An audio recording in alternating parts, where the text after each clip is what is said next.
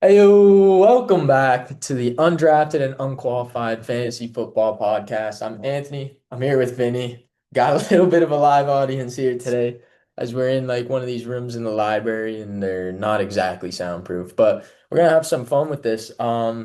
Yeah, week one's in the books. So this is gonna be the first episode we do. We're gonna do these weekly episodes throughout the season now. I guess there's not much for you to say about these episodes because it's going to be the same thing every week, but we're going Yeah. to recap the week, talk about some news, go game by game real quick. Then we're going to hit waivers, um, talk about trade targets, and then we each have a start and sit at each position heading into week two. And that's what this is going to look like. So we'll see how time goes. I'm going to get some timestamps going for these videos as well. So Yeah. yeah, we'll hop into it. First of all, happy football is back. Yeah, Let's go. seriously. I We know finally did it. that was the best feeling in the world just to How'd watch. your teams do? I went so I have five leagues, three of them being dynasty, two redraft, but I went 2-3. So I won two. Okay. So not great, but Yeah. week one. Yeah, I split on mine. I went 1-1. Yep. I demolished in one league, and then the other one I got demolished. So But I will just say, like, it was great to watch 8 hours yeah, of football and yeah. just like not have to do anything all day. Unless you're a Patriots fan, we look the same. We look terrible. And if you're a Packers fan, it's You Super guys Bowl looked and it's great. Super Bowl. So Low key, they looked that defense. We'll talk about it when we get to mhm. the game, but that defense looked really Yeah. good. Like Yep. it was like they were just swarming everybody. Yep. Yep. So, Yep. No, the pressure was there. yeah, we'll get to that. Let's start with some news though.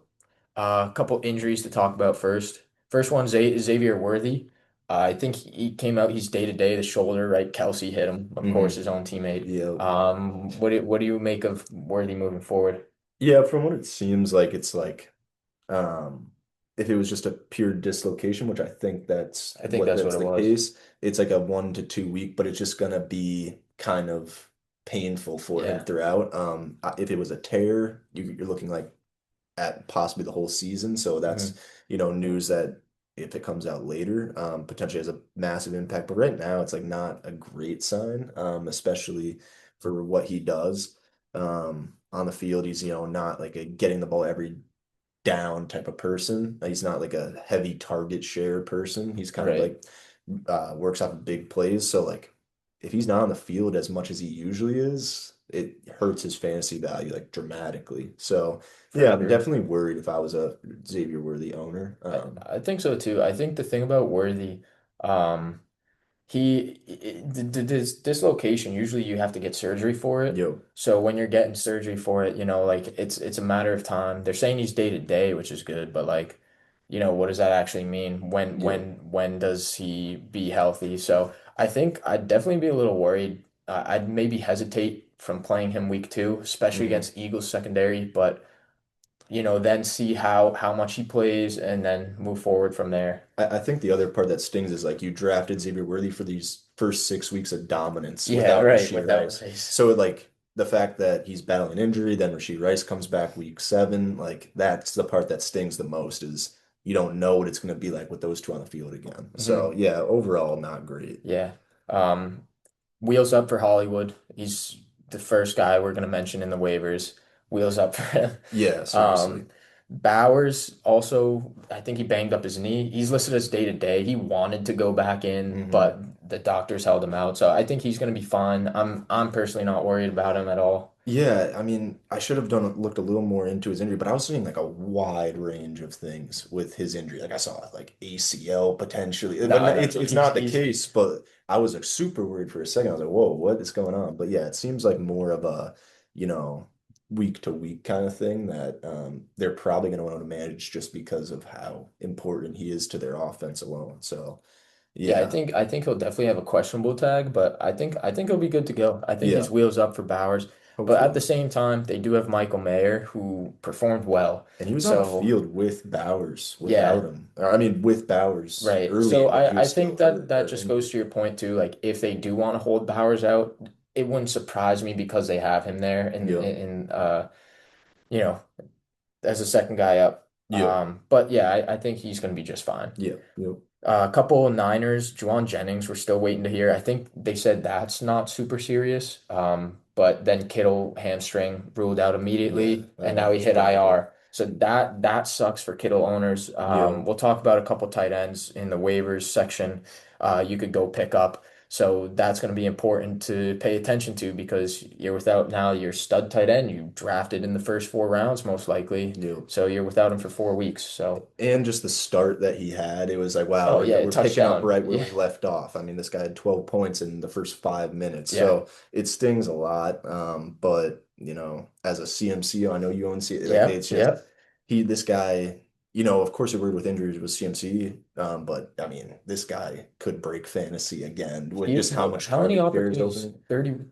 31. I know He he had had 22 20 plus carries, carries, yeah. 22 carries, and I think 9 receptions or something In like that that. like targets Yeah. alone, you didn't catch all of those targets. He was So like 9 for 10 or 8 for yeah, 9. so So I mean, yeah, this guy's gonna be all over the field. But also yeah, wheels horrible up for for Kittle. Ricky Pearsall too. Yep. Wheels up for That's Ricky good Pearsall. point. Yep, And then yeah, they signed Kendrick Bourne back. So, yep, their depth is gutted right yeah, now. yeah, Drake London got banged up at the end of the game. He fell hard on his shoulder. yeah, I am a little worried about that. I think we're just waiting right now for more news, but London, just keep an eye on it. They don't have much there, so it's wheels up for Kyle Pitts. I guess It's wheels so. up Who for looked Pitt. really good, Yeah, by the he way. did. He But had what, 7 for 50 something? I think more like 60. He had like around like 14 points, I think.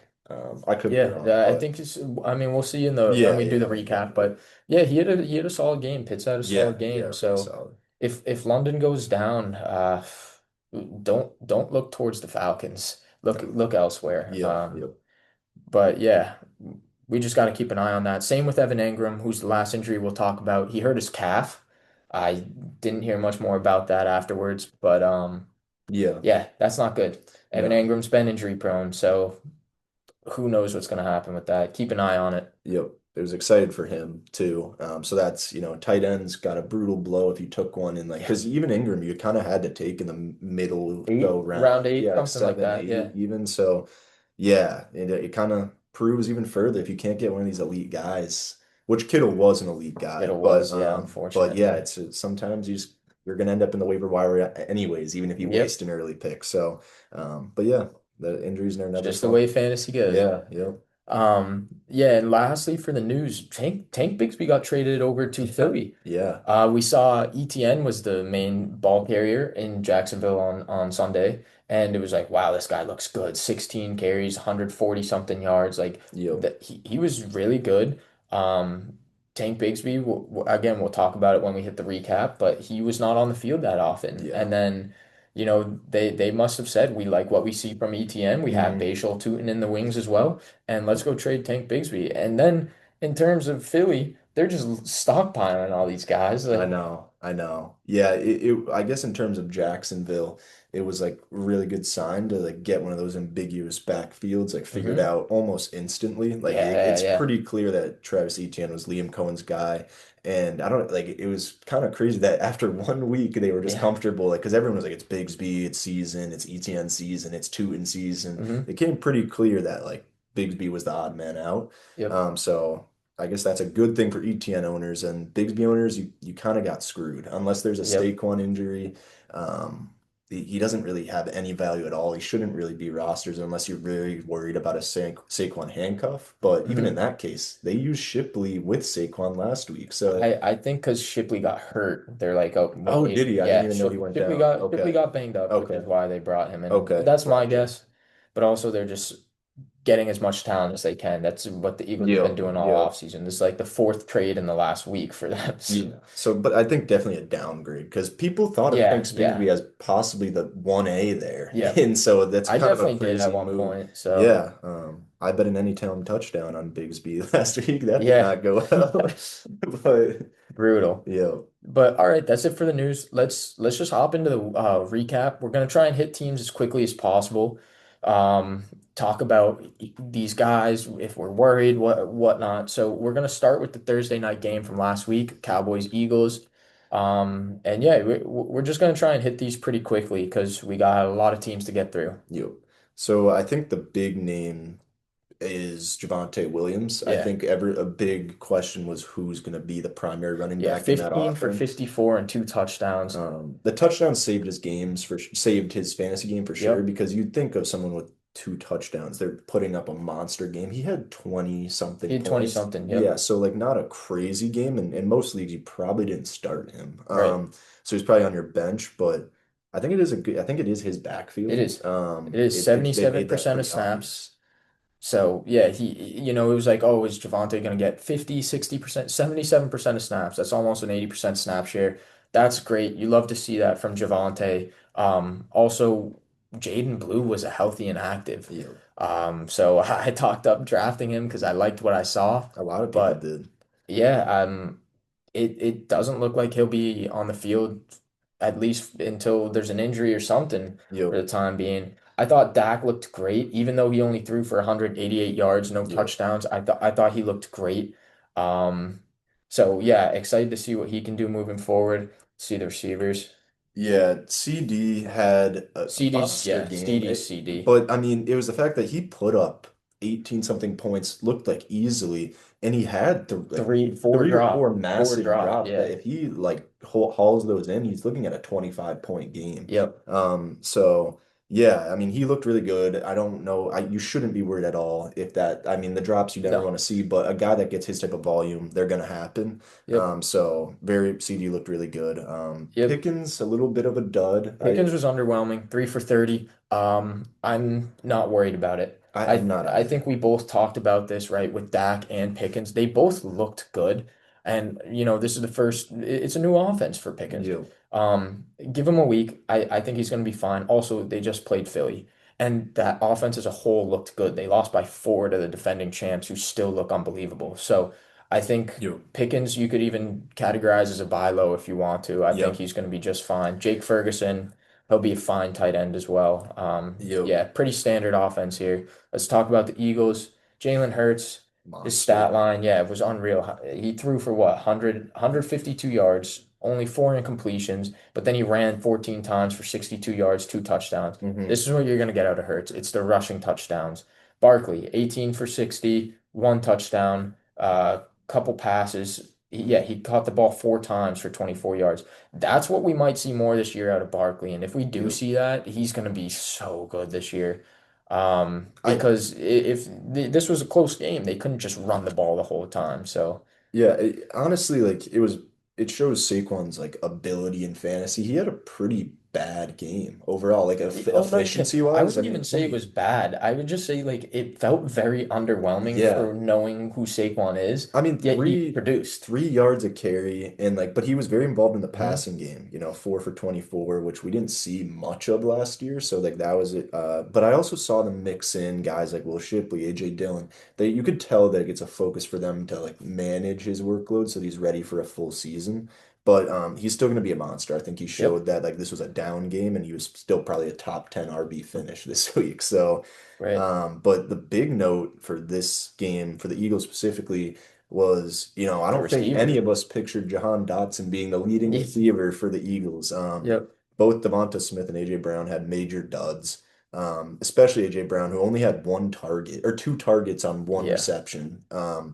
Yeah, I honestly, as a whole, I'm not worried about either of them. Hmm. I think, the big conversation was AJ Brown just because of his name, his like what he's put up in the past. But, Yep. it's not like Hurts lit up the ball to other people. Like No. he only had He 150 threw yards 100. Yeah. passing. Yeah. I think it was more game script where it was just a weird game the whole throughout. When they got in the Yep. red zone, it was kind of a Hurts touchdown or Saquon. And they just never really attempted to throw the ball. Like I didn't see Hurts make one pass downfield over 20 yards even. Hmm. Besides maybe to Dotson had that long one for 30 plus, but I'm not worried about them. I think they're going to No. have a big bounce back week, and they'll make sure to get those guys the ball. Yeah. Yeah, I think this offense is exactly the same as last year, right? This just confirmed that they're going to be a rush first team. I'm not worried about AJ. I'm not worried about Devonta Smith, even with their really bad stat lines. Yep. But yeah, I think you're going to have these duds from them. That's just something you're going to have to live with. Um, Game script wise, I think Goddard 7 for 44, fine. I'm okay with that. If he has to be my tight end, I'm okay with that. Yep. But this is the same offense as last year. Not too much to talk about here. Let's talk about what was that Friday night game in Chargers. Brazil? Chargers Chiefs. Uh-oh. Where am I at? Yeah, click the button. I'll see more. Yeah, There we and go. then All the way up here. Yeah, yeah, Chargers, Chiefs. get even more Chargers up. with an upset. Yeah, Chargers upset. They looked good. Um, First the Chiefs, Mahomes looked great. Mahomes looked really good. And Sort of vintage if in a we get way. more games like this where the Chiefs are down and they have to throw, Mahomes is going to be very good for fantasy. Hmm. They barely ran the ball. Their leading rusher was Mahomes with 6 attempts for Yeah. 57 yards and a touchdown. Yep. Obviously, that is going to get you what that's 11 points right there. So Yep. that's a lot. But yeah, Pacheco and Hunt each had 5 carries. That's underwhelming. I really don't like that. In terms of snap share, Kareem Hunt had a 38% snap share. Pacheco was on the field for 51% of snaps. I don't like this backfield. I think it's very clear to me that Pacheco's still the lead guy, but they're going to split carries. It's just, I don't really want a part of it right now. Yeah, no, I think it's very fair to say like you can't start Pacheco with like 100% being 100% comfortable just because, but I think he will have games. Like I think you Oh, he mentioned that will. He the will. game script of this one was like they were down. They're both not very like, heavily used receiving backs. It kind of was just relied Right. on Mahomes and the receivers. But I think there's going to be games where they're winning by, they're going to be killing teams as well. And, Hmm. those will be Pacheco's games to sign. So I think you can kind of use him as like a matchup based start.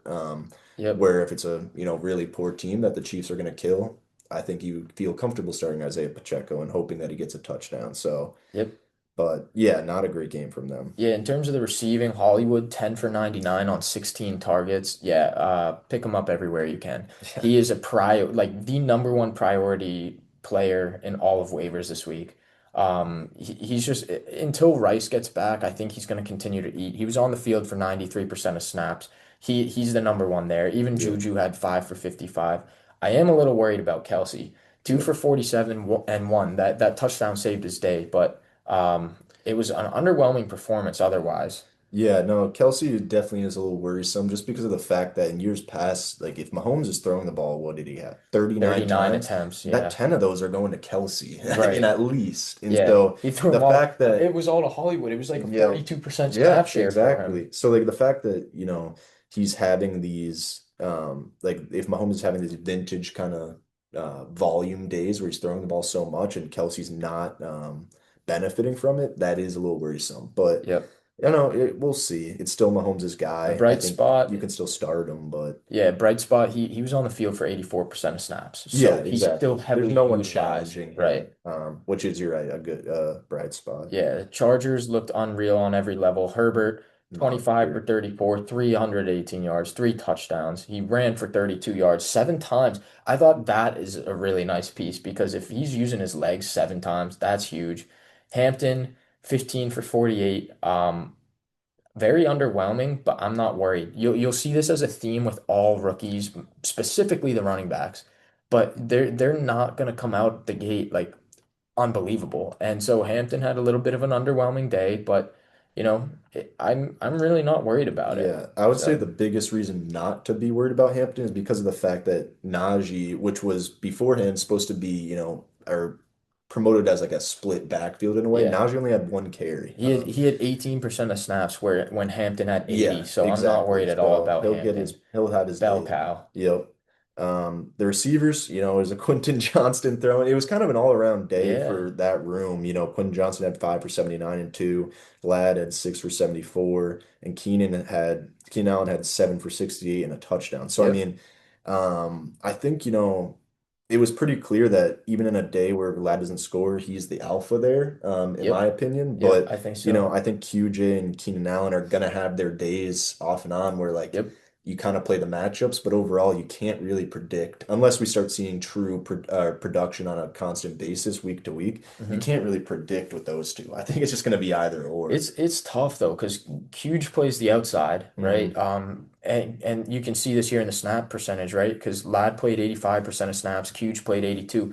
Keenan was only on the field for 62%. He's gonna get production when he's on there, but I think this is just gonna be these three unless there's an injury. and Yeah. one of those young guys can come in, I really think they're just going to roll these three, and Yeah, it no, worked. yeah. I, So, I just think like with Quinn Johnson, it's so hard to just buy in, right? When we see it in that snap share is like great to hear, but we just need to see it continue. yeah, Like because right now it's just like his here, history of just, I'll pull up his drops stats from last and year. just inability to kind of produce is concerning that, this week one performance is great, but um yeah, it's just we have to see it for a few more weeks at least continue. When they started throwing the ball more at the end of last year, though, so week 14 through 18, he had 7 targets, 10 targets, 6 targets, 8 targets, 14 targets. Week 18, he finishes the wide receiver two overall.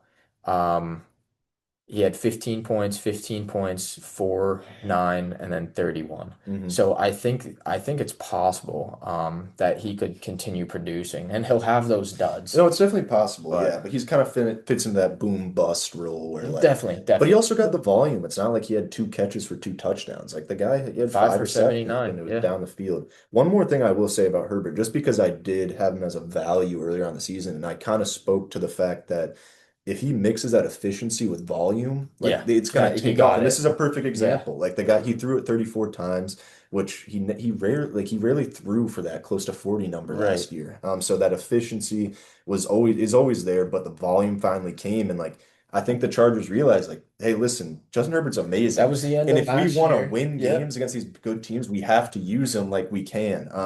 And it's also it's Harbaugh loves him though oh too. yeah, So that's loves when him. they started using him back half of last year. They clearly continuing it. And So it is reminiscent of those like Mike Williams, Keenan Allen days yeah. where he came into the league and Right. was just launching 5,000 Yeah. passing yards in Yeah. a year. So like this is really exciting for Justin Herbert owners to like Hmm. he started out on this note, and I think they're going to continue this. But For the sure. rushing will play a role, but not like we said, not worried about Hampton, but really good sign for all those receivers and Herbert. For sure. Electric offense for Yep. fantasy this year. Uh, Why don't you just pull it up on ESPN? Might be okay. easier. Yeah.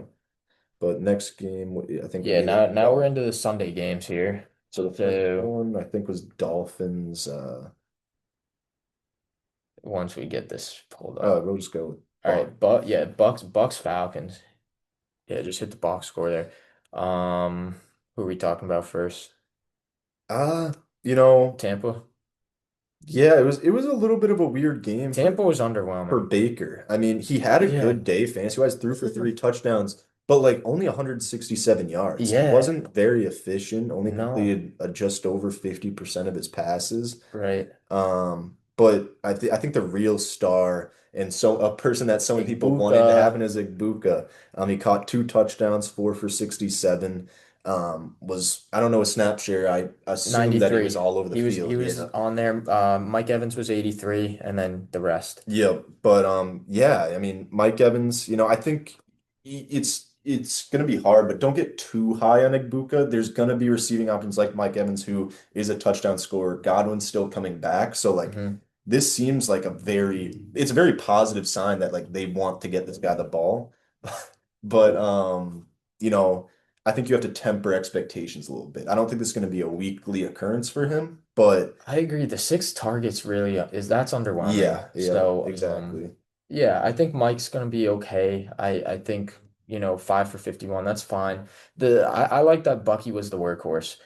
It was very inefficient. 14 for 37 on the ground, 2.6 a carry. Hmm.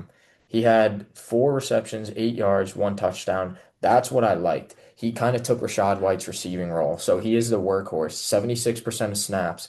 So I really like that for Bucky Irving. I think there's better days ahead than what his rushing stat line says. Hmm. But Definitely. yeah, a little underwhelming for the Bucks as a whole. Give him time because this is the first year without Liam Cohen. Let's talk Falcons. Yeah, Penix looked good, especially for fantasy. I mean, he Yep. threw for just under 300 yards at 298, threw for 1 touchdown, and then had that, massive rushing touchdown at the end of the Yep. game that made the game super close, but he looked good. I think Penix was solid. I think Um, like we mentioned before, the Drake London injury is massive implications for him. yeah. That they had a slim receiving room after London to begin with. If they don't have Yep. London, like I don't know if Michael Penix Their is number one is necessarily Casey Washington. yeah. So So I mean. that's a little worrisome, but for this game alone, he did look very good. I don't think he's like a must start by any means. No. Maybe like matchup based, or if you Give have, him a few. Give him a few yeah, more. Especially if he's without London. But London, 8 for 55, fine. 15 targets though.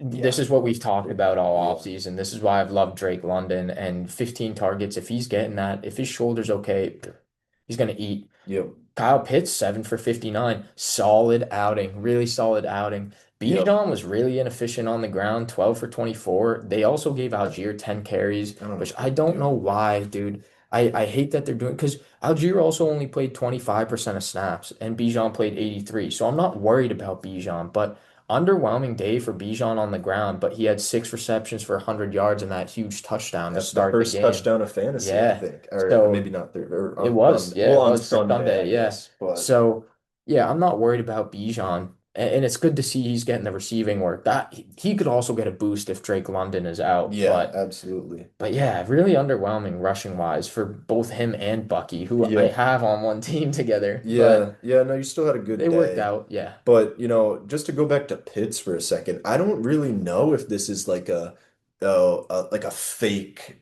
outcome for him. Like no, I I think think this this is is more legit. to Yeah, come. Like I like just not only that they were targeting him, he had 8 targets, he caught 7 of them, yep. but the fact that the yak ability afterward that like Oh, was such he's a a freak. that's why he was drafted third overall because of Hmm. that fact. That's why he had such We a did good he go rookie season. third? Yeah, he was drafted before Jamar. Damn, he really. I'm almost All positive, right, we're looking this up now. but I thought he went a little later. it looked like why they drafted him. It looked like his rookie year, and 4. four. Okay, Yeah, so still, Jamar went yeah, fifth, yeah. still. But and Penix talked him up in the offseason. He was like, "This guy is very This guy's good. talented. Yeah, He's gonna get used," and they showed that week they one. did. Yeah. So like if Pitts gets in the end zone, like that's a monster game at the tight end position. Yep. So if Pitts is available for any reason, like he could very well be. I mean, based on his last Yeah. few years, Go but get him if go he's get him. He available. should be priority. Yep. But yeah, as a Pitts owner myself, I started him in a dynasty league because my tight end position was slim. I was very happy. Like I was Yeah. like, maybe this is the Pitts that like was There you tight end go. one There for you go. after his first year. All right, Um, now let's hit the next game. yep, Yeah, what do we have? slow ass Wi-Fi. We Yeah, got no. Bengals Bengals Browns. This Brown. is a That good game one. sucked. Well, That not a good game, game, but a good one to talk the about. Bengals. All right, you know what? I don't think there's much to talk about. The offense was the same. It was Burrow, Chase Brown got all the work, 21 carries, 43 yards and a touchdown. T. Higgins underwhelming, Jamar Chase underwhelming, but that's the offense for you. And I mean, Burrow only threw the ball 23 times. They had 7 total yards in the second half. That was like the lowest in a win, I think. Yeah, And like, ever NFL yeah, history. yeah. So there's this is what the Bengals do every year. I know Burrow's coming in healthy this year, but the Browns have a very good defense. I think we forget to realize like the Browns might be a lot better than we think. Um, so look, I'm not at all worried. I would say just play your guys again going into next week. Don't worry about the Bengals. The Browns have a good defense. Yep. That's it for that. For me, it was a little different than like I guess you compare it to like the Devonta Smith, AJ Brown duds. It Mhm. was a little different just because this one didn't really feel like game script. It felt like it was just going three and out, three and out. And Yeah. like you said, the Browns defense is very good. But yeah, also not worried about Jamar, Yeah, T. I'm Higgins, not worried Chase at all. Brown. Chase Brown even ended up having an okay day, but Yeah. yeah, Burrow.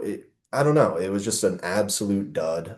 Like They do this every year, dude. yeah, they They do. lost to the 4-13 Patriots last year Yep, in week yep. one. Like they're fine. So yeah, I mean, if by any means you can go get someone like Joe Burrow, Get any of Jamar, them. T. Get any of Higgins, them. Chase Brown, even like the whole offense, if someone's having a fire sale because they're worried, take advantage of it. Hmm. These guys are gonna have massive seasons and massive games. So Yep. Browns, Flacco, Gunslinger. Again, the running back room is what we want to talk about here. yep, Jerome Ford got the carries, 12 for 29. no, that was Or Sam. sorry, Dylan Yep. Sampson. Jerome Ford only had 6 for 8. He played more snaps, right? He played 54% of snaps while Sampson played 43. But if Sampson played 43% of snaps, got 12 carries, and 8 receptions for 64 yards, they're utilizing him every chance Yep. they can, Yep. which to me tells me even if Judkins comes back, which he could this week, I think I think Sampson may have the passing down role Oh, just locked in. absolutely. So I think Absolutely. Ford is kind of that's it for him. Yeah. I think Sampson that just solidified what he's gonna do in this offense. Yeah, I think where Ford really got killed is the fact that he was kind of profiled as this goal line back in this offense, lead Yep. back, but then Raheem Sanders comes in and takes the goal line Right. touchdown. So like you would Is he a think that running back he is a running or a back. Yeah, fullback? he's a running back. Halfback. All They right. signed him like the week before the season in Okay. because of Quinshon Judkins not. Okay. But yeah, so that I would agree. Jerome Ford's kind of killed. But yeah, I mean Dylan Sampson to speak more on it. Like if we had to make, I know we're not making a list of our priority ads, he would be number one in my eyes. Okay.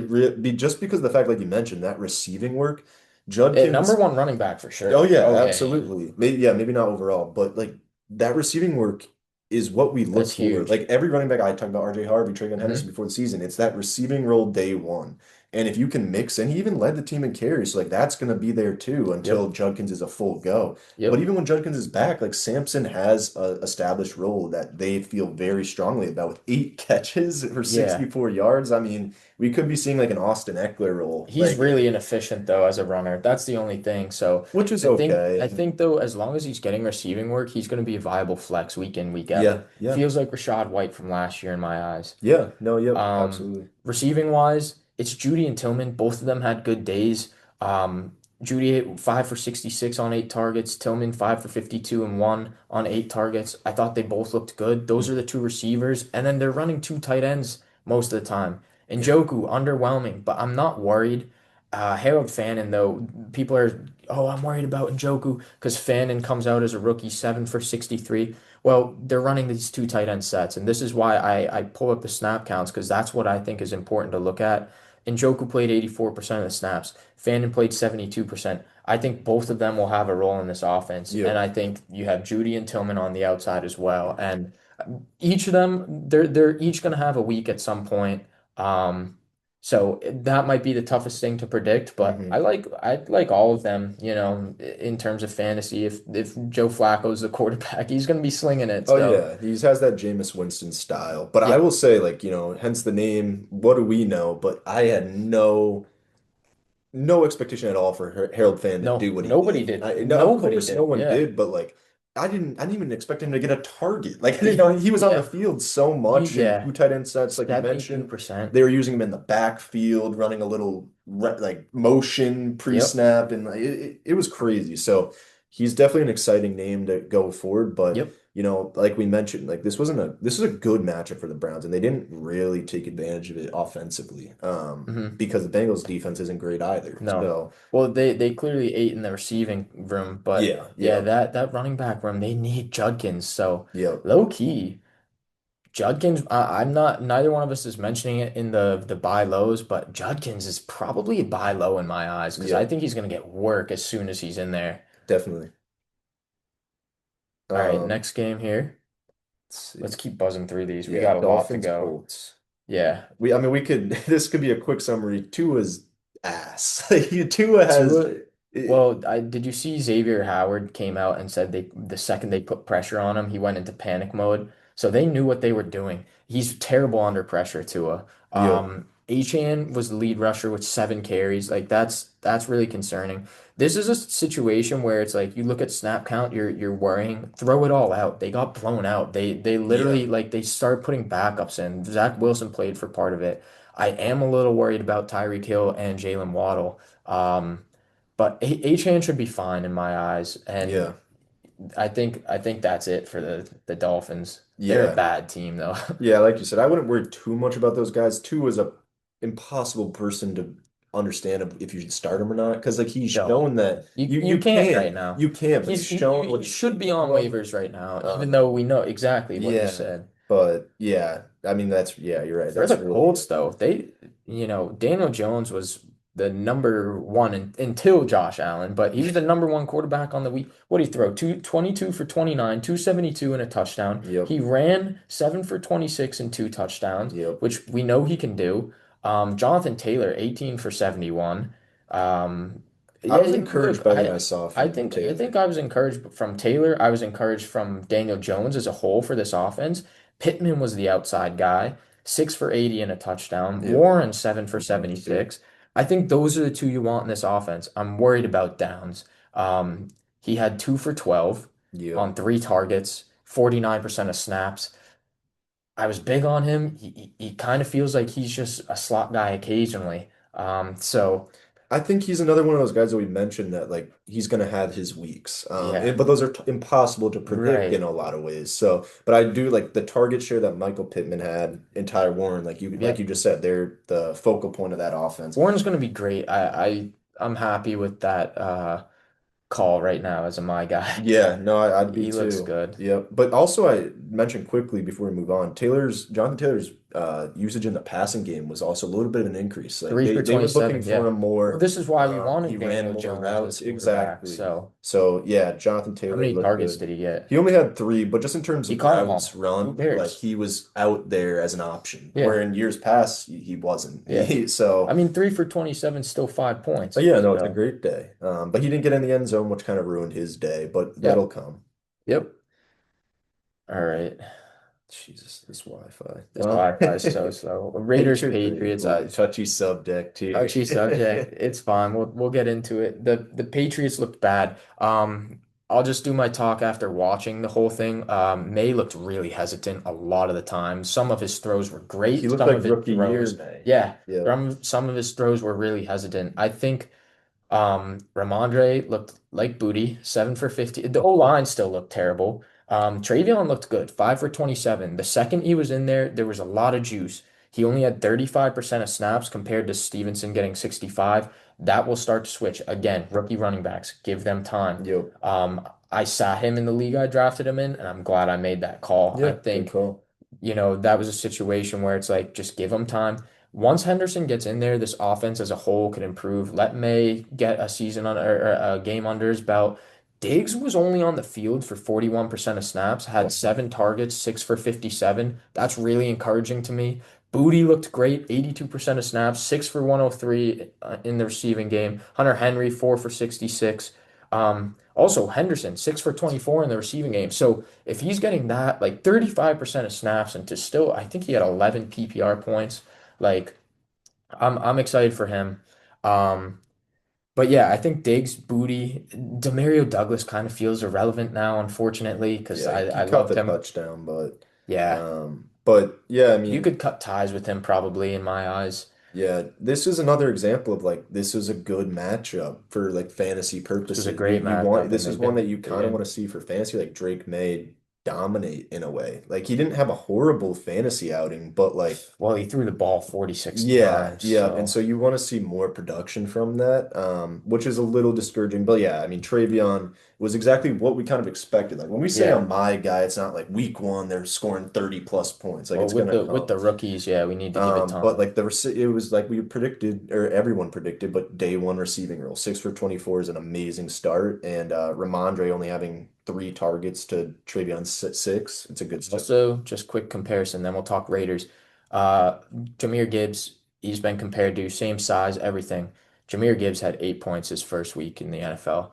Do not worry about Travion No, Henderson. no, not at all. But As for the Raiders, I thought Geno looked amazing. So I'm talking about because I watched this whole game. Geno looked really, really good. yeah, 362 yards, 24 for 32, one touchdown, one pick. It was tipped. His receiver could have caught it. Um, Genti got all the work, 19 for 38 and monster. one, but it was really inefficient. It And I was. don't think the Patriots defense is good enough to stop him that much. I Genti's gonna rely a lot on touchdowns, I think. Well, also I just think like I'm not worried at all just because of the fact that like the volume was there. Oh The yeah, guy and got 86% of snaps. so many touches. Yeah, And honestly like a theme I'm seeing across all these games so far is no running back had an efficient day running the ball. a lot of them Like did not. all the studs didn't like Bucky, Bijan, like Yep, these guys Genty. so Yep, Genty. So I mean it's not like, again week one, but the volume is there, which we all yeah, expected, but like just to see it happen is a yeah. good It's a sign. good sign. Bowers 5 for 103, great after the catch. He looked great. Yep. Jacoby Myers 8 for 97. He's going to be great. Yeah. Those are who you want in this offense in the receiving room. Dante Thornton, he played 60% of the snaps, so He had Trey Tucker was on there in the he had two wide one receiver big sets. catch at the end of the He did. at the end of the game, which kind of but like He was kind of Keep a keep an eye. I won't go yeah. pick him up though. He was a big name prior to this game. Like people are saying, this is the next Puka. He doesn't have that type No. of ability, like volume, to be that type of player. You need to have the volume and target share. Yep. That's just never going to be the case for him with Bowers and Myers there, and also Genty. Like there's just not Agreed. enough to go around. So if you're desperate, yeah, take a dart throw. But Yep. Deep yeah, leagues. He's worth a pickup. yeah. But other than that, yeah. I mean, Gino, like you mentioned, looks really Gino looked good. good. And I mean, that's the sleeper we were talking about of like You he's mentioned it. Yep. very capable of just putting up stats and Yep. like he keeps his team in games like we've seen with the Seahawks. So Yeah. Cardinals Saints here. Damn, we got a lot of games to cover. should we? I mean, we could skip some. No, we're gonna talk each. Okay, It's only if like Miami, we didn't have anything to talk about. yeah, Cardinals, Trey Benson got some carries and looked efficient with it. I thought Kyler looked okay considering he was sick to start. He had a fine fantasy output. Marv, he had a good output, but 6 targets is a little yeah, worrisome. yeah. It's still Trey McBride in this offense. I think it looked very similar to last year, where like everyone was expecting that step forward, and in terms of like target share, it was very similar. It Like was, yeah, it was the same. we saw this like hope that Kyler would just go after Marvin. He didn't really. I mean, if he doesn't catch that bomb of a touchdown, like he's not having a Let's good let's day. hope he was really sick, Kyler, because this was also the Saints they barely beat. So Yeah, but it's like with anything, like week one, you feel it out, like and so, yeah. The but other the other thing to note about this game, I think Benson's worth picking up if he's oh available. yeah, 35% of snaps, but he also had 8 carries to Connor's 12. I think they're going to utilize him a little bit, even if it means he's just a handcuffed and maybe as occasional value. yeah, That's all I gotta and say. that's a situation where like sometimes we have to take what's given to us. They said before the season, even James Conner's like this is a 1A, 1B. And so Yeah. it kind of seemed that way week one. So that's something to Yeah, monitor. yeah. Connor still got all the value right now though. Yeah, Saints, I think the only person to note Kamara looked Kamara, good rushing the he ball. got everything. Rattler looked Or fine, did Rattler? honestly. Yeah, Rattler looked okay. He looked like he could support like maybe one fantasy receiver Olave is going to be the consistently. guy. 13 targets for him. Juwan Johnson had a good Juwan day. Johnson was on the field for 99% of snaps. Wow. And I Okay. think 96, it was like all but one of passing snaps. So Okay. yeah, Juwan Johnson, 8 for 76. I'll talk about him again on waivers, but he's very much worth a pickup. Yep. And I would say one thing that stood out is the lack of involvement for Alvin Kamara in the receiving game. I think that's Yep. what we all thought would be 2 the for majority of his 12. Yeah. points. Only 2 targets too. Yeah. So that's something to kind of monitor, especially with like a rookie quarterback, or not, I guess second year, but you Yeah. kind of expect that to be high number of targets. But Yeah. Yeah. We'll see. I think Kamara's still going to be pretty yeah, valuable you could this tell he year. was their kind of offense at points. So Yep. Steelers, Jets. I Also, have a quick aside. I know we're trying to buzz through these, but we are giving ourselves a little extra time for these episodes too, yep. knowing that they're going to take long. So you guys, I'm gonna put those timestamps in there because they will be long. What do you want? Pittsburgh or Jets first?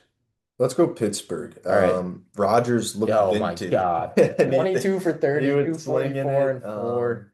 You know, he looked really good. And he went to DK. Only 7 I targets, but I'm actually very encouraged with DK. 4 for 83. It's like, oh, that's underwhelming. He's supposed to get all the work. He was on Sauce Gardner was on him. I'm yeah, it was not a tough worried. I'm matchup. really not worried. The fact that he still went 4 for 83 and Rodgers was still looking his way, I think is huge. He still led the team in targets. Yep. So that I think that's a really encouraging to me. Jonnu Smith had 5 for 15 and a touchdown. I think Jonnu might actually be okay for fantasy. 66% of snaps. So it's not like he's not on the field. Yeah. They're running two tight end sets. It was DK and Calvin Austin, and that was it.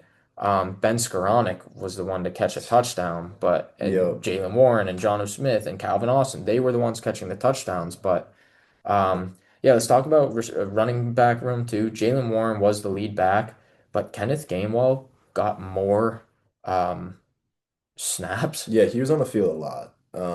And Jalen Warren's day kind of got saved by a receiving touchdown. Yep. So that's something to monitor going forward. I think biggest piece of that is that Caleb Caleb Johnson was Johnson. kind of a He non-factor. was one for -2 yards, So 4%. He was on the field for 2 snaps. yeah, so I mean, it's clear that, no one really knows. I don't think you can have a good idea after week one of how this is going to play out. I think if anyone, Give it Jalen time. Warren's the most confident just because of his ability to do it on both sides of the ball, but Gainwell can do that too. So they seem to like him. I think Gainwell's a bum. I do think it could be Warren all season long, and Johnson's the second guy, and Yep. those two split. So I think I said give the rookie running backs time, but I think Johnson I'm the most worried about, even though I liked him and drafted him. Yeah. So Yeah, Jets, I mean, Justin Fields Fields looked had a good. monster day.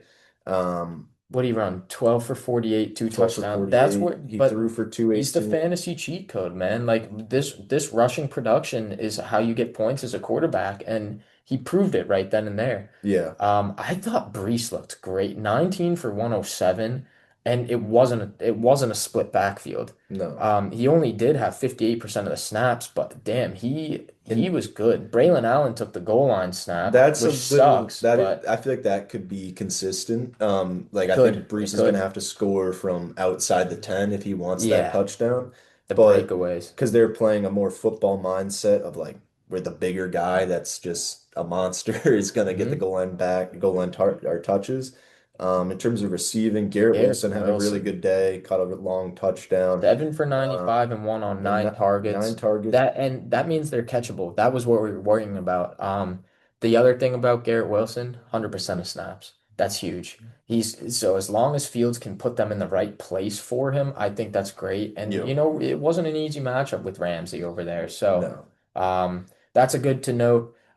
Josh Reynolds is the two, but irrelevant. Mason Taylor, 88% of snaps. Yeah, I he know was he on the didn't have a good field. day. He had 1 for 20 on only one target, but he's on the field. I think that's always a good sign. So keep him in the back of your head. Keep him to note. Commanders, Giants. Um, I Russ looked horrible. The Giants looked awful.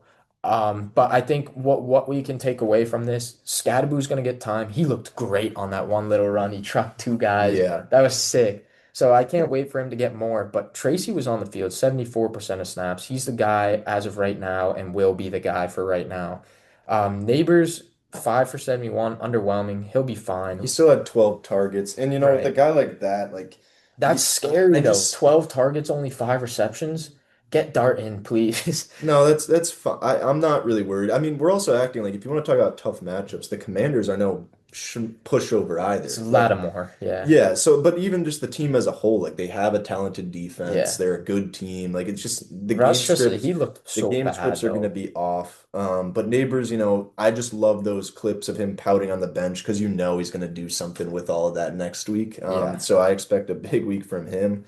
In terms of the Commanders, Jaden Daniels is Daniels looked Jaden really Daniels. good again. Bill Krosky. Yeah, he had a good 10 day. for 82 and one. I think the most encouraging thing about this was on 33% of snaps. He was not in a ton.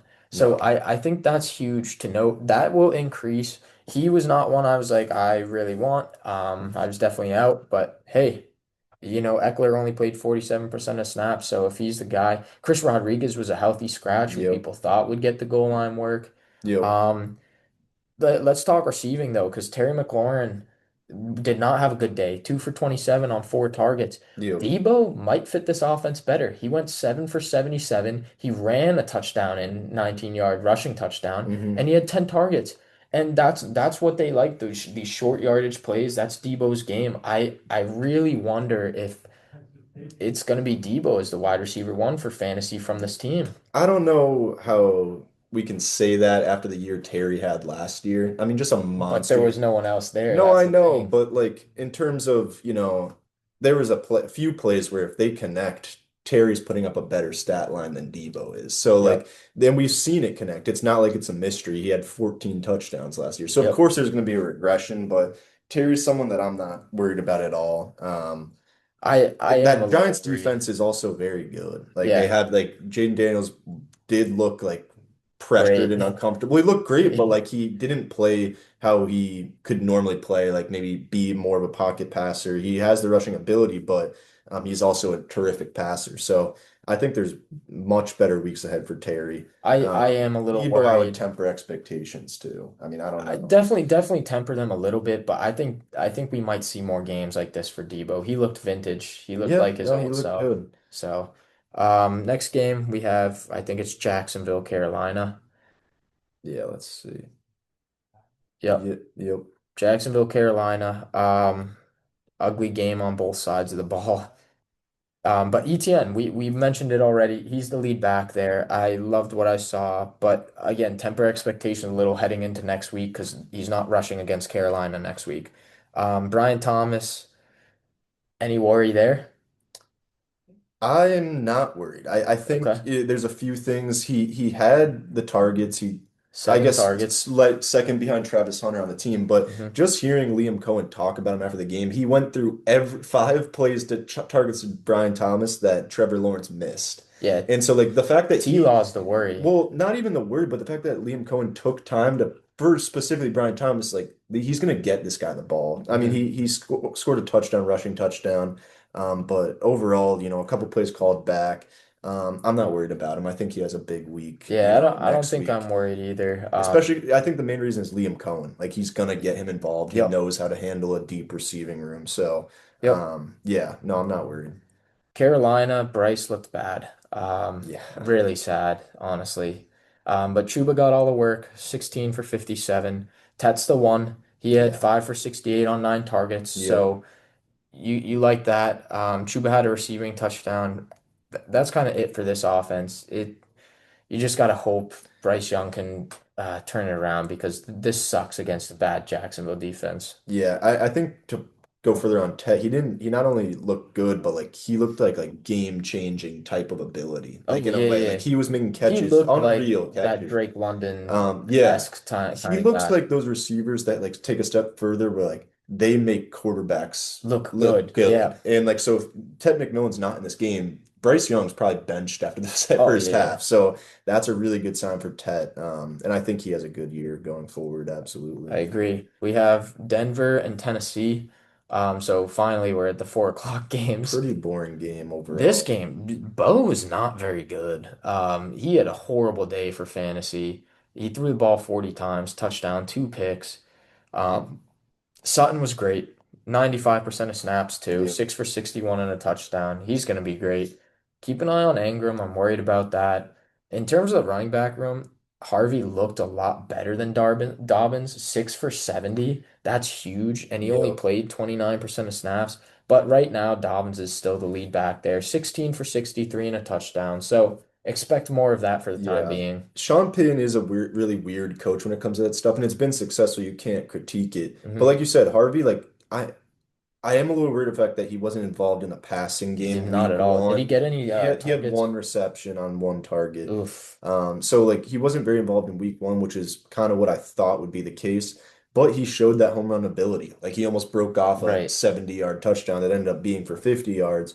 But I think just showing that when you get the opportunity to do so, like is important. Like Yep. that means that they're going to get more opportunity to have stuff like that turn into a touchdown. And so, um, you know, it was similar to Henderson, where like he's a my guy for the whole season, Yeah. not week Yeah. one. Again, give him time Yeah. because that when that snap share goes above 30%, Yep. like Yep. it's gonna turn into stuff. His time will come, but he looked good in the short amount of Yep. opportunities he got. Titans, Cam Ward, 12 for 28, 112 yards. I would kind of chalk this game. This is the this is the best defense in the league. This is Yeah. the Broncos defense. And Yep. this is your NFL debut. I don't think we need to panic about it There were yet. some drops too, Yeah. especially from Ridley, had a few Yeah, Ridley, targets. but Ridley's still the guy. 8 targets, 4 for 27. I'm not worried about him at all. Um, I think Okonkwo might be the second guy. Who had 7 targets down there? Yeah, Alec Okay. Manor. He's the number 2 in this offense. So that's a name to keep an eye on. Deep target. In terms of the running back room, it's all Pollard. 18 for 60. I think he fumbled as well, which sucks, but Yep. 89% of snaps. Until Spears is back, it's his backfield. So yeah, basic offense, but give them some time because the Broncos defense we know is legit. Yeah, even though it was a tough matchup, I am a little worried about Calvin Ridley just because of the fact that Even though he's being I covered by Patrick no no Surtain. no, I it was a tough matchup and the targets were there, but like I feel like we just chalk up these like, oh, Terry McLaurin gets revived by Jaden Daniels. Oh, Calvin Ridley's going to get revived by Cam Ward. Like hmm it's not the same talent in my mind. Like Calvin Ridley is a little bit older. I don't know. I just don't know if he has this resurrection season that everyone kind of pictured, but the targets were there, tough matchup. So we'll see what happens going I forward. think it's there if Ward is there, Yeah, but Ward wasn't. Like that's the Jane thing. Daniels was good right out the Well, gate. That's the that's the thing. difference. And Yeah, so like it really relies on Cam Ward. So like he's not the same right. talent as Jaden Daniels. So that's one to monitor. But Yep. yeah, I'd still start him if you drafted him to be a starter. Yeah, So agreed. San Fran. I thought Purdy looked okay. Good stat line, but I thought he looked okay. yep, McCaffrey, 22 for 69, 9 receptions on 10 targets for 73 yards. He had 31 opportunities. This is his offense. I mean, he was unreal. 23 PPR points, I think, yep, on without a no touchdown. touchdowns. Yep. So if this is what we get, especially with Kittle out, he's gonna be awesome. Like Yep. he's gonna be so good. And then the other name really to monitor or keep an eye on is Ricky Pearsall. 4 for 108 on 7 targets. Yep. I think he's the one. I think those two just but also Purdy's currently banged up and questionable heading into week 2. So if he doesn't go, I'd be a little lower on both of them, Oh, but at absolutely. the same time, man, these two should eat until somebody else gets healthy. Oh yeah, no, definitely. Pearsall looked really good, but I think like we mentioned, the biggest story is McCaffrey. I mean, Yep. there was that little bit of worry, of course, with you hear that alert that he's limited in a DNP on Friday, but I think That the was quote stressful. he said it best himself is like, with my injury history, He did. stuff like that's going to happen, and we can clearly trust him with that. That if something serious is happening, we'll know about it. Yep. I'd hope so because he was pretty honest about it. He's like, I feel good. Yep. So I think we can lock him in going forward as like being very confident in health wise. hmm Yeah, Um, we got a little to talk about here in Seattle. yep, Firstly, Darnold was fine. 16 for 23 for 150. yeah, The running back room. Charbonnet not only out carried Kenneth Walker, he out snapped him. He got the goal line work. I think this is going to be a split backfield. yeah, Charbonnet, 12 for 47 and 1. Ken Walker, 10 for 20. I think both of them are good running backs, and that's the thing. It's like, okay, what do you do? I know listening to the fantasy footballers yesterday, they were talking about how if Sharps is just the better runner for this offense, they might make him more of the guy. So I'm a little worried about Ken Walker, I won't lie. yeah. In my mind, like it's definitely like a split backfield in terms of volume that these guys are going to get. But I also think they're a team that's going to play the hot hand. If Kenneth Walker I it could seemed agree. like drive to drive base, like that when Ken Walker was on the field, he was on it for most of the Sharps drive. had the better game though. No, he did absolutely. But if he doesn't get that touchdown and Ken Walker does, we're talking about the opposite way around. You know Possibly, what I mean? possibly. So I think it's going to be like hot hand, which makes both of them very hard to play hmm without an injury taking place. Yep. But yeah, so that's something to monitor. In the receiving room, though, Jackson Smith and Jigba had a 56% target Yeah, share. 53. I Nine didn't or I didn't know if you knew 53, that, but nine yeah. for 124 on 13 targets. No one Stud. else played a Stud. role. Well, he was Um, on the outside too, which so that's huge. I mean, this dude's a stud. yep, He's going to be so good this year. And I was a little hesitant. I know a lot of people were for fantasy just because it's, ooh, what does it look like with Darnold? yep. He's the man. You know, Cup played more snaps than him, 88%. He Uh, got 3 targets. yeah. Cup, he might be droppable. So I Yeah. wouldn't say so yet, but Yeah. No, again, we'll see, but like JSN JSN wheels owners, up all you're year. super happy with what you just saw. Yes. Yep, I Yes. have them in a Put league them as in the well. 11th round. Let's go. Yeah. Um, Lions Packers. I'll Yeah, let you talk about the eye test for this one. yeah. I mean, I guess focusing on fantasy, the Lions did look. different. Hmm. I think people aren't giving enough credit to like maybe the Packers defense just got better with Micah Parsons and Oh they're a yeah. harder matchup. I think that's like a lot of people are talking Whoa. about, of course, the storyline of Ben Johnson leaving, but I think this was just a difficult matchup. Jared Goff had no time at all to get the ball out. They took no shots downfield throughout basically the whole game. They couldn't connect on anything. Hmm. Gibbs and Montgomery both had very inefficient days because of that the dominance of that defensive line. Yep. But yeah, I mean, really, even these stats that Goff had a touchdown, it was garbage time. Like this was never really a game in the second half, or Hmm. really at all. The whole game, it Yeah. was a blowout. Um, Gibbs, he hit set some record with 10, the most receptions Yeah, and least amount least of amount of yards. yards for 10 plus receptions. And Kamara's done that the past couple of years, which 10 is, for 31. But I mean that's what it was. Like that Packers D was just so good. I yep, didn't even realize Laporte had 6 for 79. So that's a good game out of him. yep. Montgomery did not play that much. This site is bugging currently with the Lions snap share. He only played 25 of 67, which is what, like Mm. 30% of snaps, something like that. So Yeah, it was very clear they it, wanted to get Gibbs involved yeah, like, as much as possible, which rightfully so. I I still think Montgomery's role is like that touchdown it will scorer, be the goal line so back. like which is has a lot of value in fantasy. Yeah. So that was I mean not it's a tough. We'll see as we have to see this off how this offense operates going forward in the next couple of weeks. You can't just chop it down to Ben Johnson's gone. Let's move on. Yep. But in terms of the Packers. Josh Jacobs, obviously the guy he was last He year, looked bell great. He cow. looked great. He took a little bit, but he looked great. Yeah, and I will say, in terms of like their receiving room has always been ambiguous. You Scary. can't really confidently start. I will say that Matthew Golden did look good, and He he didn't played have a good day statistically. he played like 40% of Yeah, snaps. in the time that he was on the field, he looked like kind of a home run threat that could do Hmm. something with a Hmm. target. So Reed kind of was the beneficiary with the touchdown, but he was the leader in the team with 5 targets. Hmm. Jordan Love didn't really have to throw the ball that 22 much. times. Yeah, they didn't Yeah, have to. no, They I think dominated. this is a So game script game where you could kind of chop it up for fantasy as, I think we could see this more often though. I think they're gonna be yeah. run first. I Oh think yeah. Jacobs wheels up. Yeah. Kraft, he had a touchdown, but what I was encouraged by, he played 90 something percent of Yeah, snaps. no, he's clearly So the tight end there. yeah. But yeah, like you mentioned of like this could be the case. I think Jordan Love is sort of like this is coming from a Packers fan, by the way. He is somewhat of a system quarterback. I think like he does what he has to do, and Hmm. Matt LaFleur is just a very good-minded offensive coach that he Absolutely. sets him up to succeed. So I think Jordan Love will have his games when they're down, where it's like a Matt nasty stat line of 4 touchdowns, 2 picks, because that's just who he is. But yeah, Yeah. it kind of game script overall for fantasy that didn't really turn out any massive performances. Yep. We got three more games here. Yep, we got Texans Rams. Texans, Rams. Wow, Whoa. Houston's offensive line was terrible. Really, really bad. Nick Chubb looked fine, 13 for 60. He's the lead back, 51% of snaps.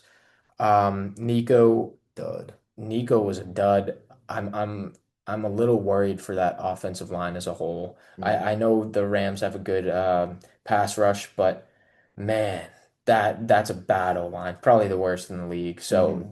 that's a big scare. Um, yeah, I don't have anything else on them. On the Texans? Yeah. Yeah, not much else. Definitely a little, yeah, I'd be worried a little bit about Stroud. Yeah, Rams, same offense. Kyron's the guy. Looked okay. 18 for 66 and one. Puka. Even Monster. coming out, he only played 63% of snaps because he had to go into concussion protocol. 10 for 130 on 11 targets. This Yep. dude is so good. And this is why I was out on Adams because even though Adams was on the field for 90% of snaps, Puka was still the number one. Yeah. So if Puka were to miss time, holy, I mean, Adams is going to cook. But Yep. as long as Puka's there, Adams is the two. But it is really a focused passing attack to these two guys alone. Yeah. There was a little bit of uncertainty going in of how this would kind of work itself out. At the end of the day, Puka had 11 targets, Adams had 8. So it's not like a Right. huge discrepancy there. It's just kind of Puka connected on his. I But you think, can tell that Puka is the guy that when push comes to shove, if there's a broken play, if there's a design play, it's for Puka. They're yeah, getting him in motion. They're doing everything they can to get him the ball. Whereas Adams, I think, could be more of the red zone threat. But Puka is very much a red zone threat too, just with his volume alone. So that was a monster game. yeah, If you took him in the first round, you're very happy with doing so because it yep. seemed like a little bit of a reach in some cases. Yeah, for sure. I think it's just encouraging too that Puka played almost 30% less snaps, like almost 20 less snaps than Adams, and he Really? still Yeah. outproduced him by quite a bit. Yeah. Um, Sunday Night Football, that was very exciting I mean, that's because I like an mean, all-time game. yeah, Bills with the crazy comeback over the Ravens. Yep. Let's start with the Ravens. Lamar still looked unreal. Derrick Henry, I don't know how he still does it. 18 for 169 and It's two. He unreal. was the best running back of the day by far. Flowers looked great. 7 for 143 and a touchdown on 9 targets. Mark Andrews was on the field for 75% of snaps and didn't do anything. And Yeah. everybody was like, oh, no likely. I think this means you might want to pick up Likely because I think Mark Andrews is done, unfortunately. That's why I had him as a bust, and this is not a good start when Likely isn't even on the field Yeah, in a shootout. I feel like for like a tight end purposes, Andrews is still okay just because of how thin that position can get. One for But five on one yes, target isn't but it great. is super discouraging of like we already know how run heavy this offense is with Derrick Henry and Lamar. And just I think Yep. he is kind of the odd man out in terms of like he's not gonna get the ball enough. Personally, I'd rather play Dallas Goedert after the week he Oh just yeah, had. So definitely. it's like, Absolutely. so I guess it sucks to see, but I think he could be done. Yeah, but Lamar and Derrick Henry, the bright spots there. Yeah, and then in Buffalo, Josh Allen, unreal. James Cook looked great. The snap count's still low for him though, 56%. But I think this is just one of those situations. As long as the team and the offense is producing, he will as well because he'll be the beneficiary. Yep. And he's the Keon goal line Coleman. guy. Keon Coleman, I think, is the one there. 8 for 112 and 1 on 11 targets, 88% of snaps. Khalil Shakir looked okay, 6 for 64 on 9. Palmer, 5 for 61 on 9. James Cook got his receiving work, 5 for Yep. 58. Kincaid, 4 for 48 and a touchdown. Kincaid played less snaps than Dawson Knox, so I'm not big on Kincaid. He caught the touchdown, which is great, saved his day. He only had 4 targets and caught all of them. Yeah. So, he was efficient with them.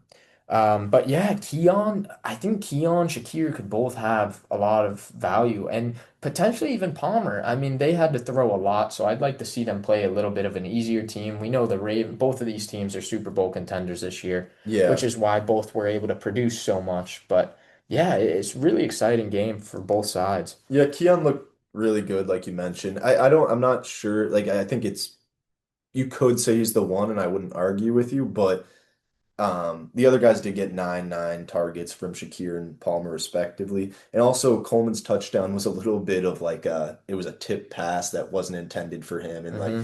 but still you can't ignore the fact that he had 8 for 112. That's a monster day. Yep.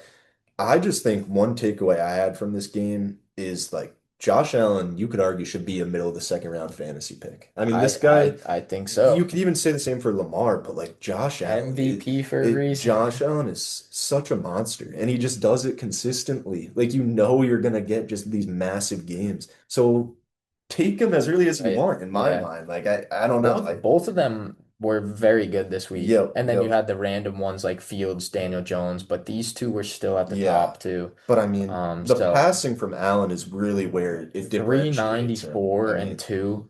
And he so also had 14 for 30 and 2 on the ground. he's just a Like, gamer. Like even if they're out of it, he's gonna put up hey, I'm not a points. Patriots fan, but I love Josh Allen, man. Yeah. I love So Josh Allen. that's a narrative that I think like if he does what If he he always does does, and continues if this he like has a next great year, year, yeah, it has we to be a have to consider it conversation. because we Like, talked about it how he was both our one by a lot yo, because he's been the 1 and 2 the last like five it's years just straight. consistent, So yeah, because I think it's a similar conversation of like Travis Kelce was so dominant that at some point, like you don't take tight ends in the first round, but you yeah, took him you in the took him in first the round. first. Why can't it be the same for Josh Allen? I think that's something we're gonna can have to continue talking about as Yeah, we go on. I agree. Last game, here we are.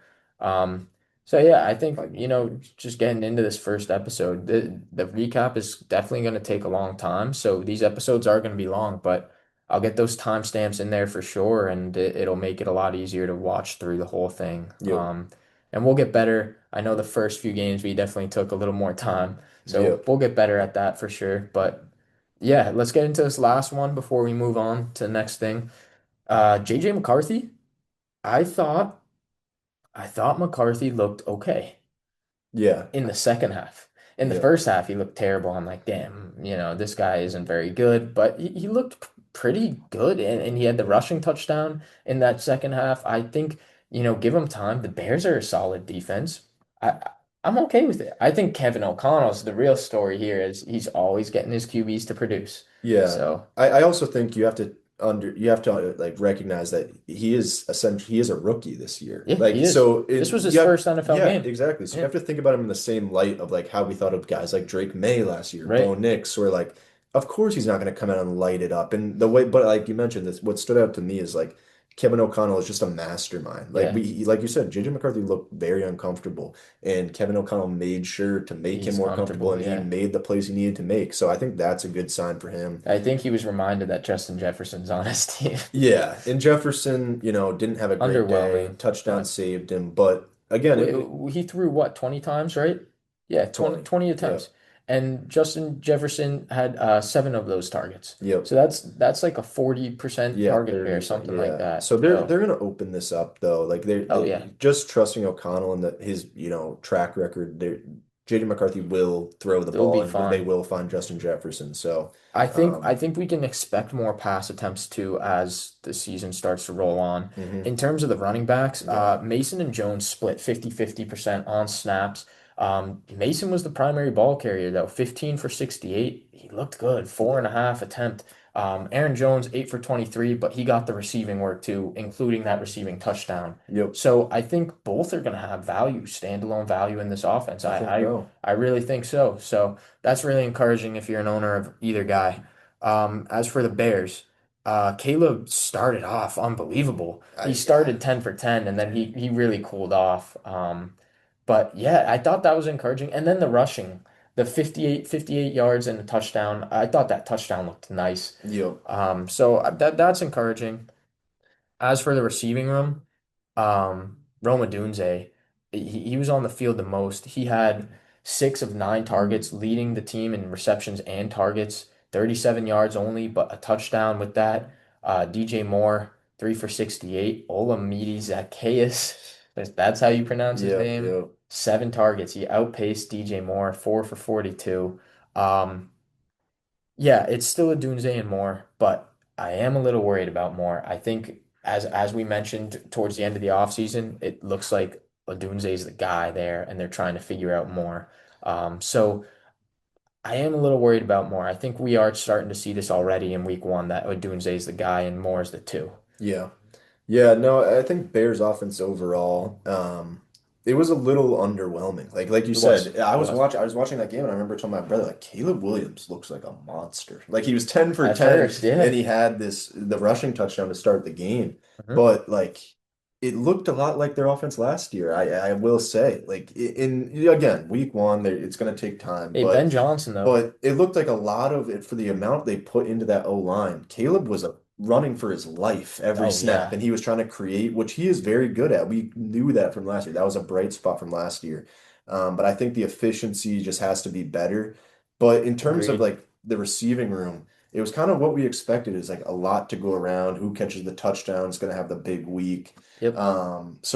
With any of these guys, even though Rome like had the target share, looked good, caught the touchdown, it's still you can't be confident going into next week in my mind. Like Yeah. you can start them Yeah. based on matchup, but I can This is a good defense. yeah, it The is. Vikings are a They good put a lot of defense. pressure and did a good job making Caleb uncomfortable. Yeah, the other things we need to talk about real quick with this team. Cole Kmet was on the field for 90% of snaps, had Yeah. four He had targets, a only role. one catch, but he outsnapped and outplayed Colston Loveland. Yep.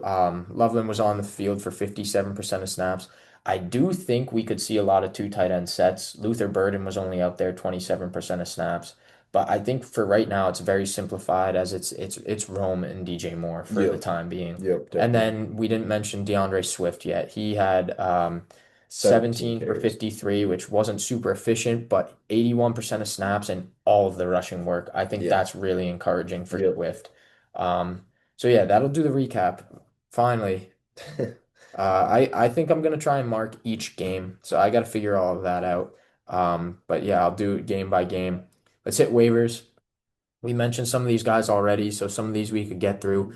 Hollywood Brown, priority ad in my eyes. Yep. 10 for 99 on 16 targets. Like he's currently the number one for Patrick Mahomes. Yep. So I think he is a huge priority ad. Quentin Johnston, I think you can go get. We do know that I think we mentioned this right before recording.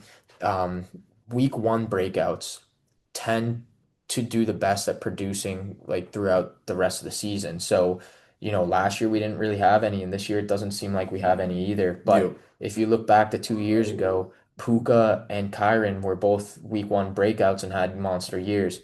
So it's just something to keep in mind. Maybe Cuge is actually legit. So I think it's worth spending a little bit on Cuge. I wouldn't spend your whole fab, but if you play fab, otherwise if you're in waivers, yeah, go grab him. Yep. I wanted to mention Fields if he's available. I think just that rushing upside, we saw it. So that's huge. Hmm. Brenton Strange, he's the first tight end who you could go pick up, if you have Kittle.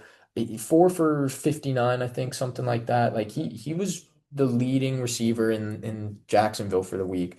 So I think he could be okay. So hopefully they turn into a solid offense. Um, Dylan Sampson, we talked about him.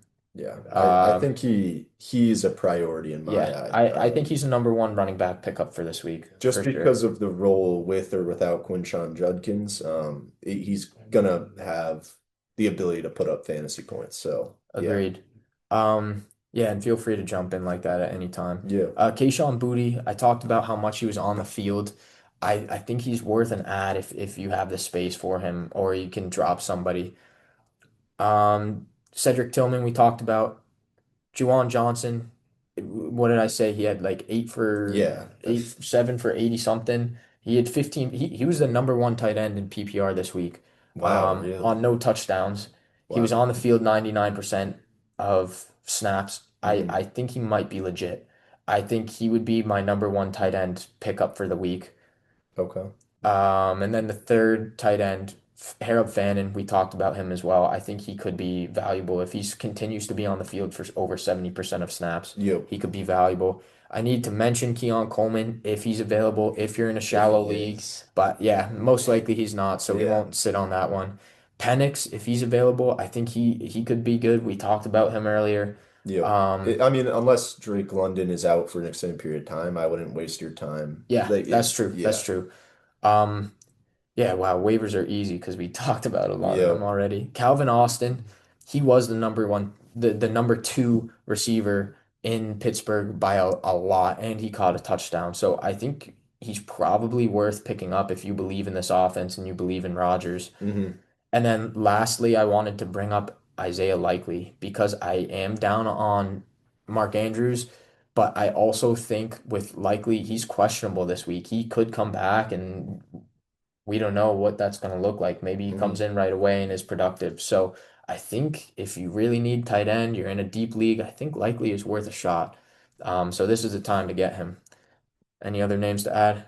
No, no, I think those are kind of the consensus names across like Yep. all of fantasy football. But I could get into the drops. I If mean, you were to put one guy on as like, oh, this is his week one breakout and he is going to produce rest of the season, who would you say? I've mentioned it before, but I for me it's Samson. Dylan Sampson Yeah. just because of like that role is always going to be there. No one's Yep. challenging him. Yep. Ford or Judkins won't really Won't challenge him. receiving work. Yeah. So he's going to be there. And then if he continues to lead the team in carries as well, the rushing upside Yeah. there of just getting the volume, I think it's like could blow up. And I mean, we've talked about Judkins, but there's no sure thing that he's going to come in and get 15 plus carries a game. I I mean, think he will. well, He's a better he rusher. it definitely has potential, but like I don't know if he'd been practicing with the team. He wasn't even signed until Hmm. a day before the season Yeah. started. So like there's no sure thing for this year that's like locked and loaded for Quinshawn. But besides the draft capital, but yeah, for me Mhm. it'd be Samson. Yeah, I think top three for me, no particular order, Samson, Hollywood Brown, and Quentin Johnston. So I would prioritize those three.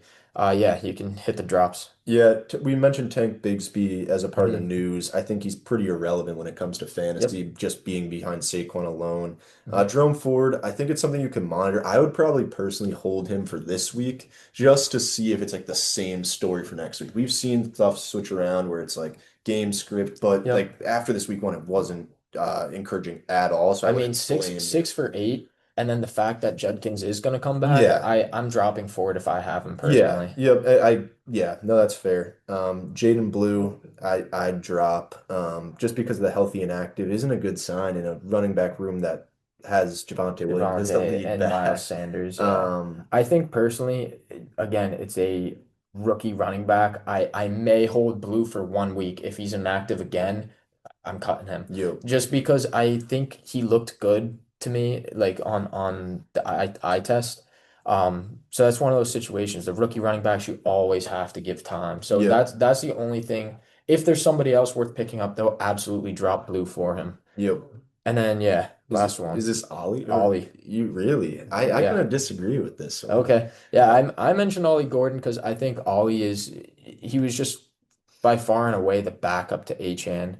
Well, I think we all understood that was going to be the Yeah, but case. I think that's all he is a handcuff. I think there was potential for him to get goal line work or, actually carve out a first and second down role, but he didn't at all. And I think he's just purely a handcuff at this point. Yeah, but at the same time, like game script alone, Game like you script mentioned for alone, like sure. they got blown out. So like they had no chance to even play The their the regular argument I would offense. have for Ollie Gordon is again, rookie running back. If you want to give him a week, go for it. And I'd Yeah, be but okay with even that. that, like we knew his role. Like this guy never had an opportunity to like take over HN in terms of the volume. Like Hmm. he was even the Raheem Mostert role. Like I don't even think people thought he would play that. Like Yeah. so I would just like I don't know. I I wouldn't just I like just don't think decrease he's the ever hype. gonna carve out a role that people have made him out to be. If he's on a roster, I'd personally hold him just because of the lack of running back waiver ads. That's I true mean, too. Sampson's the biggest name. There's really Yeah. no other running back There's we yeah, talked we about. didn't talk about So, any other like, ones. if you're slim on running backs, I would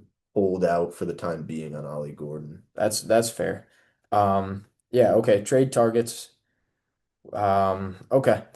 We're each gonna do well, not for this week, but I did at least for this week. I did one for each position, a player to buy, and then a player to sell for each position. So let's each get into the buys first. I'll just run through mine real quick, and then you can run through yours. Okay, yeah, My quarterback buy of the week is Joe Burrow. Week one, he's down every year. I think this is the easiest time to go get him. 8 points. He did the same last year and is now being drafted top five. Perfect time to buy him. you. Marion Hampton, we talked about it. 80% of snaps. Little underwhelming of a game. I think he had 8 fantasy points, something like that. Hmm. I'm not worried about him at all. That offense looked amazing, and the Chiefs actually have a great run defense. So I think now is the time to go get Hampton before it's too late. Nico Collins, I am a little worried about the Texans as a whole, but Nico is going to get everything. You. So, I think Nico, this is a perfect time to buy, and other wide receiver ones, perfect time to buy. Um, and for the tight end, TJ Hawkinson, he was really the only one that was drafted as a tight end one who did not produce week one. There a lot of tight ends actually produce, which was weird, right? It's usually like two tight ends produce, but no, Yeah, a lot of them scored within 10 to 15 without points. touchdowns Yeah, too. a Yeah, lot of them scored within 10 to 15 this week. Hawkinson had like four. But the volume was really low for JJ McCarthy passing, and I think he could be still very solid and a good outlet for him in this offense. yep. Oh, okay, going to the buys. Bye. Yeah. Yeah, similar to Burrow, I would buy Chase Brown right now. Really, anyone in the Bengals offense if you Hmm. can. Agreed. Just because of the upside. A surprise one, I guess, to some would be I would like to buy DeAndre Swift right now. I think the usage was super encouraging and across like the receiving game and getting all the rushing attempts. I think like especially in that Ben Johnson offense, if you can get that running back, like he could pay off. And I think it would be a very cheap buy too. Like he didn't really Hmm. do much to change his value. AJ Brown, like we talked about, similar reasons to Jamar T. Higgins. He's a stud. and he's going to have big games in the future. Hmm. Rashee Rice is a little bit of an interesting one. I thought I'd throw in there as a buy. I think with all this week one panic, you could see a lot of people trying to change up their roster and be like, I need this, and that. And when you look to your bench and you see a guy that's not you drafted that's not going to play until week 7, you could be like, all right, get him off my like. And Yeah. so some people might just be wanting to cash in on value now while his wasn't changed at all. And I would argue that his value was changed. We see Worthy get hurt and the amount of targets that Hollywood Brown got. Hmm. We didn't expect that from Hollywood Brown, but we expect it from Rashee Rice. So when he comes back and he's healthy, he's going to be a monster. So if you can get him for a discounted price now with the suspension still looming, go for it.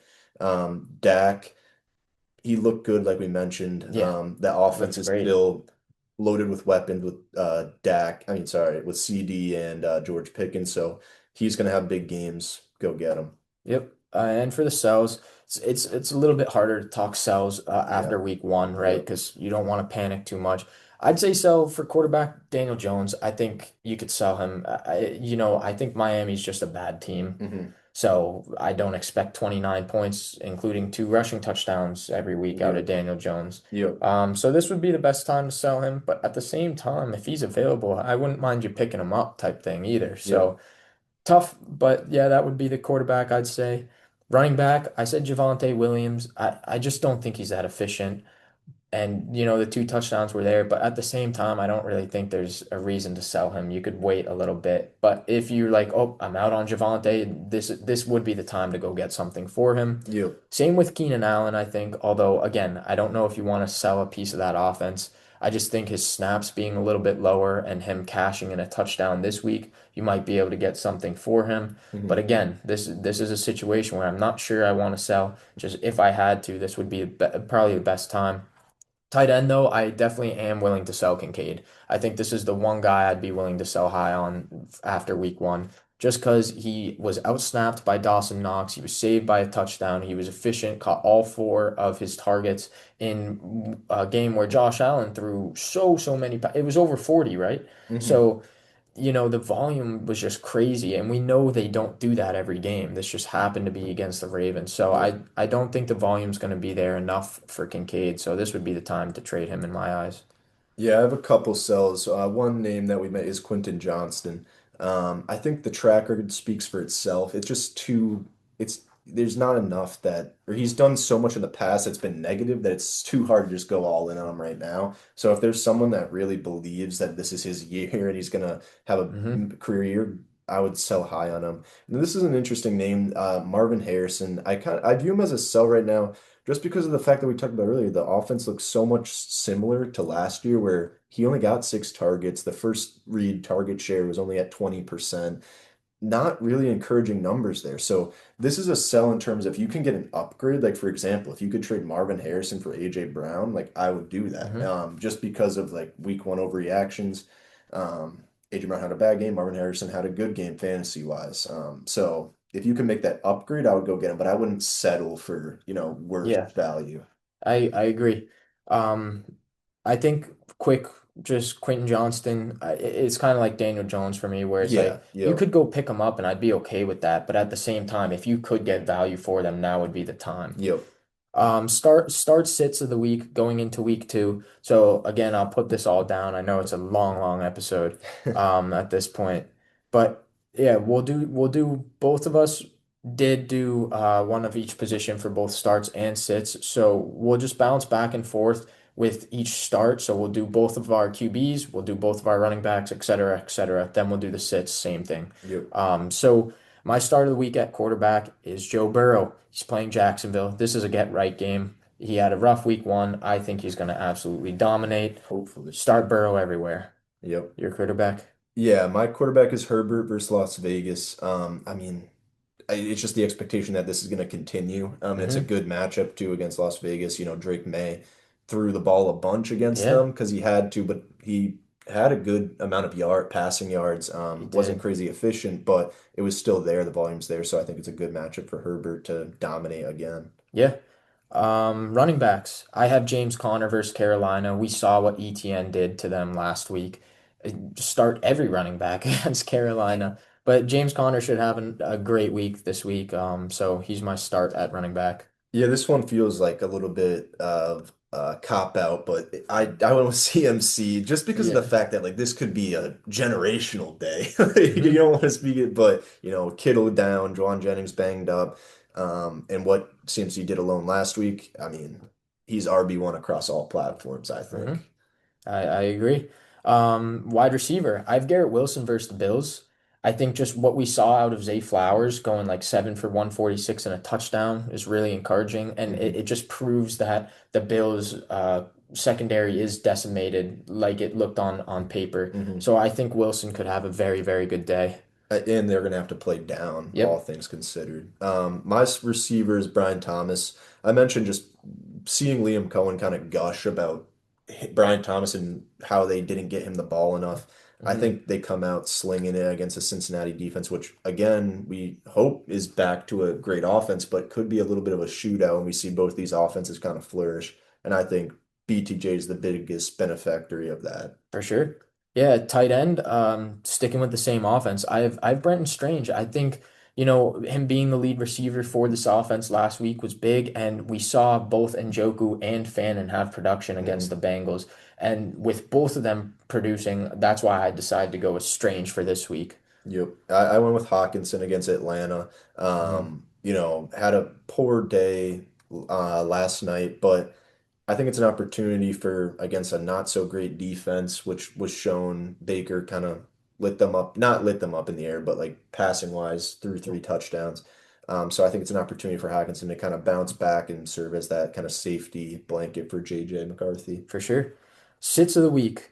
At quarterback, I have Patrick Mahomes versus the Eagles. I know he cooked last week, but I do think this Eagles defense is very good. And I know I could get burned on this one, but I think I may opt to sit Mahomes this week. Oh yeah, I guess compared to your options, if Oh you yeah, don't you're yeah. not picking someone up to necessarily Oh yeah, get a yeah, win. exactly. Yeah. I'm Uh, starting him if he is my starter, yeah, that's for yeah. sure.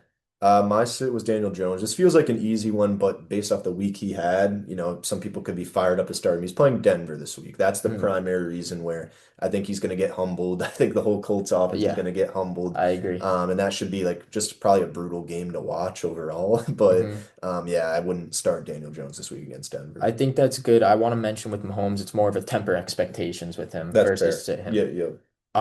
I will go ahead at running back and I will sit Pacheco. I think Pacheco, you probably draft him in a spot you can get better options. hmm They're going to stifle him. And with only 5 carries last week, I don't see any reason to start Pacheco against the Eagles this week. Yep, definitely. This also could seem like an obvious one to some, but Caleb Johnson, I would sit against Seattle. I think it's more based off of like the slim amount of volume he got last game. You Hmm. have to sit him, and the thing is why he should be labeled as a sit is because a lot of people drafted him as a starter, as in that Hmm. flex spot or your RB2 position. So I think you have to sit him until it's kind of figured out what that RB room is going to look like. So I would not start Caleb Johnson. For sure. At wide receiver, I have Keon Coleman versus the Jets. He's going to get matched up by Sauce Gardner. So I Mhm. think it's a brutal matchup, and I think the volume they might not have to throw as much against the Jets like they did against the Ravens. Yep. Yeah. Oh, you just want receiver, right? Keon Yeah, Coleman. Yeah. receiver. Yeah. Okay. Yeah, I'm gonna go with DJ Moore against the Lions. That room is just so ambiguous. I feel like it's the touchdown score that has the big week, like we mentioned in Rose Romo Odunze last week. I think this is a game where Detroit is just gonna want to pummel the Bears and show like that. Mm. Listen, we're not the joke of the division Yeah. anymore. You guys still are. So it's gonna be a rough day, I think, all around for the Bears again. And I Hmm. think DJ Moore just kind of has another dud. Yeah. At tight end, I'm going with Mark Andrews versus the Browns. First of all, the Browns have a great defense. But second of all, Andrews didn't produce Mhm. in a very pass happy day for that offense. So I'm very worried about Andrews as a whole, and this is a bad matchup for him. Yeah, who would have thought the day that our sits for tight end are going to be Mark Andrews and And Travis Travis Kelce? Kelce. My sit is Travis Kelce, which feels a little weird because it could be a bounce back game. I just was super discouraged with the slim amount of targets he got in a game where Patrick Mahomes kind of looked like vintage, dropping back and throwing the ball a bunch. So Hmm. it was a little discouraging. Again, this is similar to the Mahomes that you're not necessarily going out of your way to pick someone up like I need to sit Kelsey. Like you Yep. can play him, you drafted him to start, but I'd just be cautious if you have other options. Yeah, for sure. And that'll do it. Monster episode. I guess we're gonna have these monster episodes every week. And we can play around with the format too. Yeah, We can see yeah, what works. absolutely. Yeah, if you've made it this far, or if you're seeing any of it, maybe I'll put this in the description as well. But seriously, leave a comment below if you have any suggestions of how we format these kind of episodes. But yeah, super fun episode. I'm excited to do more as we get through the season. But I definitely want to keep at least the start sits. I think that was very smooth. And I think trades we could do and waivers, we got to do waivers every week. So And I think it'll get easier to like as we go forward. Of course, it's week one. We have a lot of week reactions and one, we got to react to overreactions. I everything. think as we go on, there'll be stuff that we can clearly not talk about. Like, oh, Yeah. Tua's just ass. All right, we can Yeah, skip yeah, that. Like, so exactly. there'll be things that we can like obviously just skip over. Yeah, But yeah, this I was think a a lot could be more like how quick we were with like the Texans. We pretty much breezed through. yeah, So yeah, yeah, but yeah, that'll do it for the week one recap. Yeah, so good luck in week two. Hopefully your week one went well. We'll yep. see y'all in the next episode. Peace, everyone.